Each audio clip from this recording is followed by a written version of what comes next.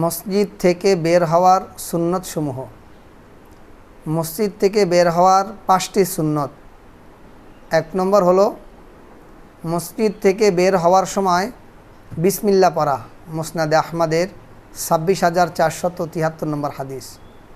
2 নম্বর হচ্ছে মসজিদ থেকে বের হওয়ার সময় দুরূদ শরীফ পড়া, মুসনাদে আহমদের 26,472 নম্বর হাদিস।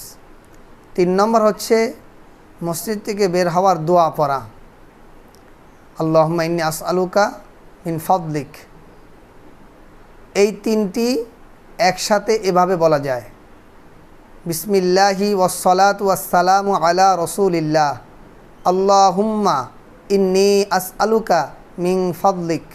4 নম্বর হচ্ছে মসজিদের বাহিরে জুতার উপর বাম পা আগে রাখা, মুস্তাদরাকে হাকিম 791 নম্বর হাদিস।